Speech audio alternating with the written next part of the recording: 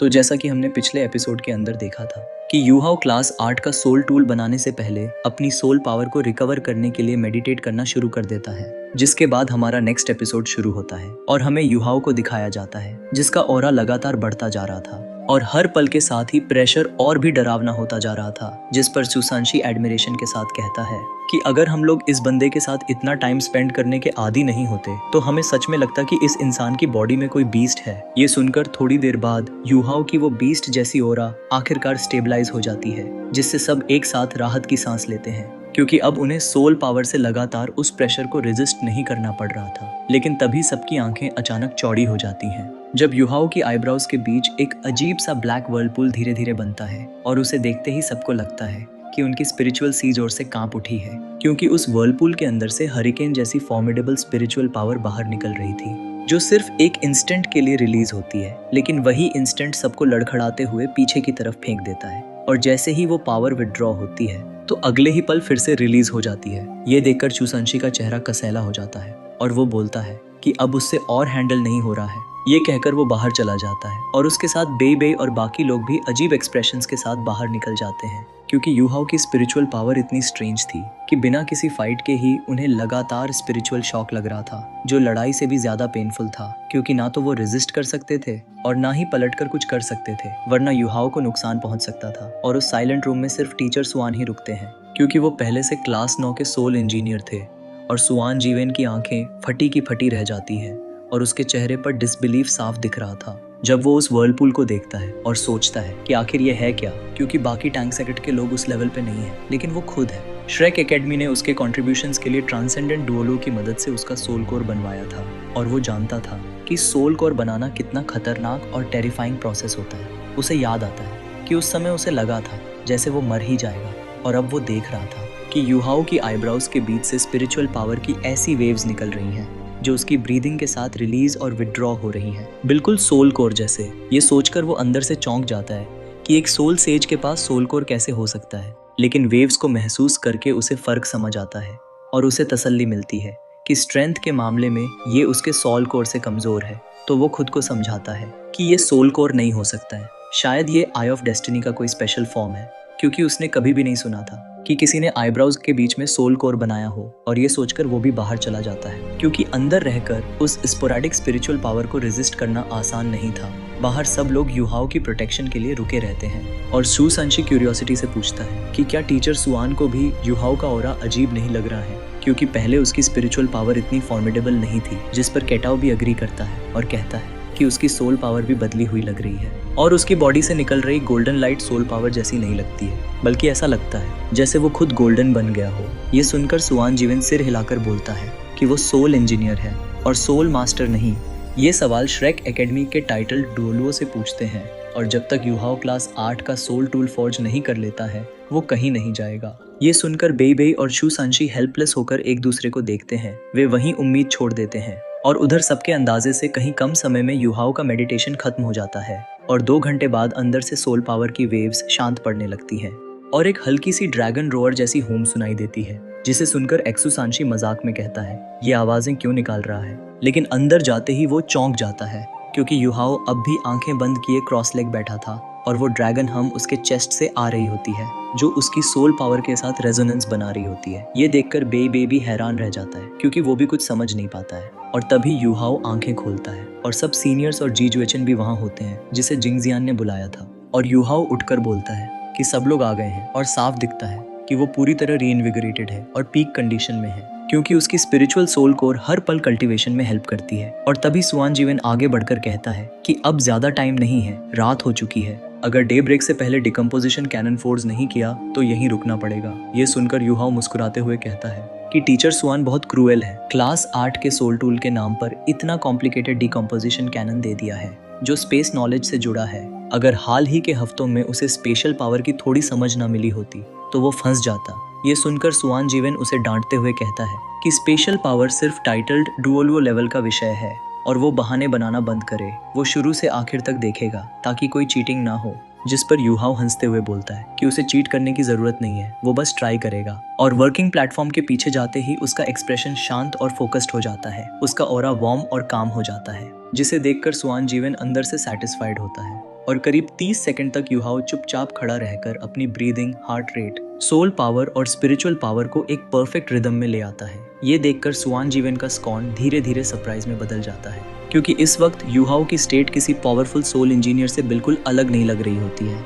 ये देखकर स्वान जीवन के मन में भारी उलझन पैदा हो जाती है, क्योंकि उसने कभी यूहाओ को सांस और स्पिरिचुअल पावर को इस तरह एडजस्ट करना सिखाया ही नहीं था, और फिर भी वो ये सब इतनी नेचुरली कैसे कर पा रहा है। यही सोचते हुए उसकी क्यूरियोसिटी और बढ़ जाती है कि आखिर उसका स्टूडेंट इस लेवल तक पहुंचा कैसे। और उसी पल यूहाओ हरकत में आता है, लेकिन वो कोई जल्दबाजी नहीं दिखाता है। बड़े कैजुअली एक रेयर मेटल उठाता है और उसे मोल्ड में रखता है, फिर फॉरेजिंग हैमर उठाकर उसे पीटना शुरू करता है, जिसे देखकर स्वान जीवन के चेहरे पर शक अपीयर होता है। क्या यूहाओ आउटर शेल पहले बना रहा था? एक सोल इंजीनियर के लिए नॉर्मली कोर फॉर्मेशन पहले बनाना चाहिए, क्योंकि आउटर शेल बनाना कंपैरेटिवली आसान होता है और असली मुश्किल कोर फॉर्मेशन में होती है। लेकिन यूहाओ उल्टा कर रहा था, और असल वजह ये थी कि वो बहुत समय से सीरियसली सोल टूल मैन्युफैक्चर नहीं कर पाया था, और आखिरी बार उसने रेडिएंट सिटी के टूर्नामेंट में ऐसा किया था।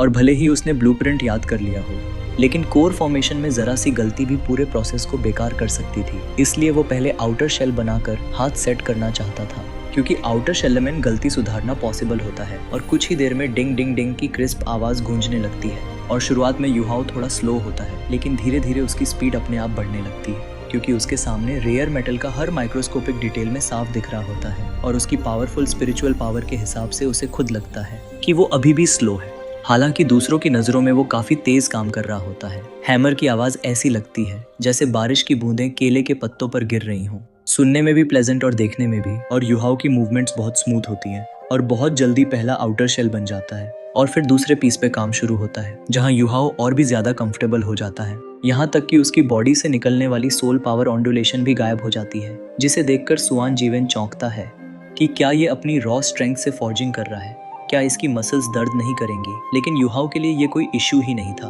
क्योंकि वांगक्यूअर के साथ fusion, manifold mysterious ice essence और ड्रैगन पिल अब्सॉर्ब करने के बाद उसकी ताकत 10,000 साल के सोल बीस्ट जैसी हो चुकी थी। रेयर मेटल उसके लिए कोई बड़ी बात नहीं थी, और कुछ ही देर में स्वान जीवन समझ जाता है कि उसकी चिंता बेकार थी, क्योंकि piece after piece outer shell बनता चला जाता है और यूहाओ की स्पीड और बढ़ती जाती है। और सिर्फ 1 घंटे में यूहाओ क्लास 8 का डीकॉम्पोजिशन कैनन का आउटर शेल बना देता है, जिसमें 40 से ज्यादा एक्सटर्नल एक्सेसरीज होती हैं, और हर पार्ट इतना परफेक्टली स्ट्रीमलाइंड होता है कि स्वान जीवन की स्ट्रिक्ट नजरों में भी कोई फ्लॉ नहीं निकलता है। और आउटर शेल पूरा करने के बाद यूहाओ कार्विंग टेबल पे पार्ट्स एडजस्ट करता है, और सब समझ जाते हैं कि अब कोर फॉर्मेशन शुरू होने वाला है, जो सोल टूल का सबसे इंपॉर्टेंट हिस्सा होता है। और क्लास 8 का सोल टूल का कोर फॉर्मेशन कितना कॉम्प्लेक्स होता है ये सब जानते थे, और ऊपर से ये यूहाओ का पहला क्लास 8 का अटेम्प्ट था, इसलिए न स्वान जीवन को ज्यादा भरोसा था और न ही बाकी लोगों को। लेकिन यूहाओ के फेस पर कॉन्फिडेंस था, जिसने बाकी सबको हैरान कर दिया था, क्योंकि वो जानते थे कि यूहाओ मिरेकल्स क्रिएट करने में माहिर है। और इसी उम्मीद में सब वहाँ रुके हुए थे, और धीरे धीरे कोर फॉर्मेशन का आउटर शेप जल्दी ही सामने आ जाता है, और सब समझ जाते हैं कि ये मेथड ट्रेडिशनल कार्विंग से कहीं तेज है। हालांकि स्वान जीवन के चेहरे पर अब हल्की स्माइल आ जाती है, क्योंकि वो समझ जाता है कि यूहाओ ने अभी सिर्फ आउटर शेप सिंप्लीफाई किया है, और सबसे इम्पोर्टेंट पार्ट अभी बाकी है। और ये तो 24 कोर फॉर्मेशंस में से सिर्फ एक है, जबकि असली मुश्किल इन 24 फॉर्मेशंस को मिलाकर 3 परफेक्ट कोर फॉर्मेशंस बनाना है, जहां जरा सी भी गलती पूरी क्लास 8 के सोल टूल को बर्बाद कर सकती है। और इसके लिए इमेंस सोल पावर और स्पिरिचुअल पावर की जरूरत पड़ने वाली है। ये देखकर साफ समझ आता है कि यूहाओ अब सच में स्लो हो गया है। मेटल के छोटे छोटे टुकड़े गिरते रहते हैं, और यूहाओ पूरी तरह फोकस में डूबा रहता है। ये भले ही 24 कोर फॉर्मेशंस में से पहला ही था, लेकिन इसकी कॉम्प्लेक्सिटी कई क्लास 7 के सॉल टूल्स के सेंट्रल कोर फॉर्मेशन से भी ज्यादा थी, क्योंकि जितना एडवांस्ड सॉल टूल होता है उसने बनाना उतना ही मुश्किल होता है। ठीक वैसे ही जैसे कल्टीवेशन जितनी ऊपर जाती है उतनी ही कठिन होती जाती है। तो उधर यूहाओ की स्पीड धीरे धीरे और बढ़ने लगती है, और शुरुआती अनफेमिलियरिटी खत्म हो चुकी थी, और सोल टूल बनने की फीलिंग वापस आने लगती है, जिसे महसूस करके वो खुद भी सरप्राइज था। और टाइम के साथ स्पिरिचुअल पावर को गाइड बनाकर काम करना उसे आसान लगने लगता है, और बहुत जल्द पहला कोर फॉर्मेशन पूरा हो जाता है, जिसे वो सावधानी से कार्विंग टेबल के कोने में रख देता है, और दूसरा रेयर मेटल उठाकर काम शुरू कर देता है। ये देखकर स्वान जीवन कुछ कदम आगे बढ़ता है, चुपचाप पहला कोर फॉर्मेशन उठाकर ध्यान से देखता है, फिर सिर हिलाकर उसे वापस रख देता है और दिल ही दिल में मान लेता है कि ये लड़का सच में स्लैकिंग नहीं कर रहा था। इतने कम टाइम में कोर फॉर्मेशन बना पाना साबित करता है कि यूहाओ एक क्वालिफाइड और एक्सपीरियंस क्लास 7 का सोल इंजीनियर है। और यहाँ तक कि उसके दिमाग में एक पल को ख्याल आता है कि शायद इसे कोई सिंपल क्लास 8 का सोल टूल ट्राई करने देना चाहिए। हो सकता है ये बना भी ले, लेकिन ये बस एक फ्लिटिंग थॉट था। यूहाओ की स्पीड लगातार बढ़ती जाती है और दूसरा कोर फॉर्मेशन बनाने में उसे पहले से सिर्फ 4/5वां हिस्सा कम टाइम लगता है, क्योंकि 24 कोर फॉर्मेशंस एक ही गोल के लिए थे, 3 समूहों में बांटे हुए। हर समूह के 8 फॉर्मेशंस आपस में जुड़े और कुछ हद तक समान थे। 2 घंटे में यूहाओ पहला ग्रुप पूरा कर देता है और 8 फॉर्मेशंस नीटली टेबल पर सजी होती हैं, जिसे देखकर सुआन जीवेन का एक्सप्रेशन अजीब हो जाता है, क्योंकि उसे याद था कि खुद उसे क्लास 8 का डीकम्पोजिशन कैनन बनाने में पूरे 6 दिन लगे थे और सिर्फ पहला ग्रुप पूरा करने में ही 3 दिन निकल गए थे। ये वही कोर फॉर्मेशंस थी और पहला ग्रुप सबसे मुश्किल होता है। बाद में टेक्निक पकड़ में आने पर स्पीड बढ़ती है, लेकिन यहाँ यूहाओ ने क्या सच में सक्सीड कर लिया है? कम से कम देखने में तो कोई मिस्टेक नहीं लग रही थी। सुआन जीवेन उसे रेस्ट लेने की सलाह देना चाहता था, लेकिन जब उसने यूहाओ की तरफ देखा तो पाया कि वो बिल्कुल एनर्जेटिक लग रहा है। ये देखकर वो मन ही मन सोचता है कि अगर इसे आराम की जरूरत ही नहीं तो ठीक है। और जब वो बाहर निकलकर देखता है तो अंधेरा हो चुका था और डे ब्रेक में अभी 6 घंटे थे। और उसके मन में आता है कि अगर ये डे ब्रेक से पहले पूरा नहीं कर पाया तो जीत नहीं मानी जाएगी, और फिर चाहे बना भी लिया तो अगर यूजेबल नहीं हुआ तो भी हार ही मानी जाएगी। तो वहीं यूहाओ पूरी तरह काम में डूबा हुआ था। दूसरा ग्रुप पहले से आसान था, लेकिन फिर भी वो केयरलेस नहीं होता है, क्योंकि वो जानता था कि जरा सी फ्लॉ पूरी फेलियर में बदल सकती है। और ये क्लास 8 का सोल टूल था। सोल पावर से कंपोनेंट्स को लिंक करना था, और अगर कोर फॉर्मेशंस के अंदर स्ट्रक्चर में प्रॉब्लम हुई तो सब बेकार हो जाएगा और प्रेशियस रेयर मेटल्स भी वेस्ट हो जाएंगे। एक एक करके वो काउंट करता जाता है और जैसे जैसे टाइम बीतता है तो उसकी मूवमेंट्स और फ्लूइड होती जाती है और उसे खुद लगता है कि बिना प्रैक्टिस के भी वो बेहतर हो गया है। और टीचर सुआन जरूर हैरान होंगे, लेकिन ये ख्याल आते ही वो ऑलमोस्ट गलती कर बैठता है और तुरंत फोकस वापस ले आता है। असल में ये इम्प्रूवमेंट उसकी तेजी से बड़ी कल्टीवेशन का नतीजा था, और भले ही क्लास 8 का कोर फॉर्मेशंस कितनी ही कॉम्प्लेक्स क्यों न हो, आखिरकार वो कोर फॉर्मेशंस ही थी जिनके लिए ज्यादा एफर्ट, सोल पावर और एक्सपीरियंस चाहिए होता है। एक्सपीरियंस की कमी जरूर थी, लेकिन ट्विन मार्शल सोल्स की वजह से उसकी सोल पावर रैंक 80 होते हुए भी ऑर्डिनरी रैंक 85 सोल डुओलुओ के बराबर थी, और सोल कोर होने की वजह से वो टाइटल्ड डुओलुओ से ज्यादा दूर नहीं था। और धीरे धीरे आखिरकार दूसरा ग्रुप भी पूरा हो जाता है, जिसके बाद यूहाओ बेई से पूछता है कि टाइम कितना बचा है, जिस पे बेई बताता है कि डे ब्रेक में 4 घंटे बाकी हैं। ये सुनकर यूहाओ कहता है कि ठीक है, और फिर से काम में लग जाता है। बाकी लोग आराम करने चले गए थे। कमरे में सिर्फ बेई, जी जुएचेन, सुआन जीवेन और केटाओ बचे थे। तो वहीं तीसरे ग्रुप पर यूहाओ की स्पीड फिर से स्लो हो जाती है, क्योंकि ये ग्रुप सबसे कॉम्प्लेक्स था, और खासकर बीच वाला फॉर्मेशन जो सबसे छोटा लेकिन सबसे ज्यादा कॉम्प्लिकेटेड था। इसलिए यूहाओ पहले बाकी 7 फॉर्मेशंस पूरे करता है और आखिर में इस सबसे डिफिकल्ट वाले पर आता है। तो एक तरफ खड़ा सुआन जीवेन अब सिर्फ एडमिरेशन से उसे देख रहा था। उसे समझ नहीं आ रहा था कि इस स्टूडेंट के बारे में आखिर क्या कहा जाए। तो वही केटाओ एक तरफ ढह गया था। ये देखकर उसके दिमाग में यही चल रहा था कि उसने सोचा था यूहाओ ने 1 साल से ज्यादा सोल टूल्स में मेहनत करके अपना कल्टीवेशन वेस्ट कर दिया है और इसी वजह से वो उसे कैचअप कर लेगा। लेकिन अब ये देखकर उसे एहसास होता है कि वो कैचअप तो दूर और ज्यादा पीछे रह गया है, और ये गैप सिर्फ हार्ड वर्क से आसानी से भरने वाला नहीं है। लेकिन ये सोच उसके दिमाग में बस एक पल के लिए रहती है, क्योंकि केटाओ खुद भी काफी टेनेशियस है, और ये सोचकर वो अपने आप को संभाल लेता है कि अभी पीछे है तो इसका मतलब ये नहीं कि हमेशा पीछे ही रहेगा, क्योंकि एक लेवल के बाद परसिस्टेंस, लक और इंटेलिजेंस भी बहुत मैटर करते हैं। तो इसी बीच यूहाओ अचानक कोर फॉर्मेशन कार्व करते हुए रुक जाता है, जो देखकर सुआन जीवेन चौंक जाता है, क्योंकि वो जानता है कि सोल इंजीनियर के लिए कोर फॉर्मेशन को बीच में रोकना कितना डेंजरस होता है। लेकिन उसके दिल में एक तरफ ये उम्मीद भी होती है कि यूहाओ सक्सेस करे, क्योंकि एडवांस टियर सोल टूल बनाना किसी भी सोल इंजीनियर के लिए कॉन्फिडेंस बूस्ट होता है। और तभी ये देखकर सुआन जीवेन की सांस अटक जाती है, और इसी बीच यूहाओ फिर से कार्विंग शुरू कर देता है, और इस बार उसकी स्पीड और भी तेज होती है। मेटल का छोटा सा बॉल उसके हाथों में नाचता हुआ दिखाई देता है, और आखिर में वो फ्रेटवर्क जैसा बन जाता है, जिसके अंदर स्ट्रेंज सोल पावर वेव्स निकलने लगती हैं। ये देखकर सुआन जीवेन गहरी सांस लेता है, क्योंकि उसे याद आता है कि यही कोर फॉर्मेशन बनाने में उसे पूरा दिन लगा था, जबकि यूहाओ ने ब्लूप्रिंट देखे सिर्फ 3 दिन हुए हैं, और उसे क्लास 8 के सोल टूल्स का कोई एक्सपीरियंस भी नहीं है। 2 घंटे बाद यूहाओ की स्पीड थोड़ी स्लो होती है, उसके फोरहेड से पसीना टपक रहा होता है, लेकिन फोकस में कोई कमी नहीं होती है। ये देखकर सुआन जीवेन अपने फिस्ट्स कस लेता है ये देखकर यूहाओ खुद से कहता है कि बस आखिरी स्टेप बाकी है, लेकिन ये स्टेप सबसे डेंजरस होता है, जिसमें रेयर मेटल के अंदर 18 लगातार ट्विस्ट्स करने होते हैं, जिसके लिए सोल पावर को नीडल की तरह कंडेंस करना पड़ता है, जो सोल डुओलुओ के बिना ऑलमोस्ट इम्पॉसिबल माना जाता है। ये देखकर सुआन जीवन के मन में आता है कि वो यूहाओ को रोक दे, लेकिन उससे पहले ही यूहाओ शुरू कर देता है और उसकी उंगलियों पर जेड ग्रीन आइस नीडल बनती है, जो डेलिकेटली कोर फॉर्मेशन के अंदर घुसती है और ट्विस्ट होना शुरू करती है। मोशन थोड़ा रॉ होता है, लेकिन वो रुकता नहीं है। आई ऑफ डेस्टिनी और भी तेज चमकती है और आखिरकार वो 18 रोटेशंस कंप्लीट कर लेता है। वो टेक्निक्स उसने कभी सीखी भी नहीं थी, लेकिन वो डबल सोल पावर खर्च करके अपने तरीके से कर दिखाता है। ये देखकर सुआन जीवन अंदर से सुन्न पड़ जाता है, क्योंकि ये मिरेकल नहीं बल्कि प्योर वंडर था। और यूहाओ की pure soul power core formation में भरते ही डिम सिल्वर लाइट निकलने लगती है, जिसके आसपास 3 स्पेशल क्रैक्स दिखने लगते हैं, जिससे ये क्लियर हो जाता है कि स्पेशल एलिमेंट्स एक्टिवेट हो चुके हैं। ये देखकर यूहाओ लंबी सांस छोड़ता है और टेबल का सहारा लेकर हाँफता है, क्योंकि सबसे वाइटल कोर फॉर्मेशन कंप्लीट हो चुका था और अब सारे 24 कोर फॉर्मेशंस और आउटर शेल तैयार थे, बस असेंबली बाकी थी। और ये देखकर भी वो परेशान नहीं होता है, बल्कि स्वान जीवन की तरफ स्माइल करके पूछता है कि टीचर स्वान, क्या हमारे पास अभी भी टाइम है? ये सुनकर स्वान जीवन सख्त लहजे में उसे सीरियस रहने को कहता है और यूहाओ रिस्पेक्ट से जवाब देकर तुरंत असेंबली शुरू कर देता है।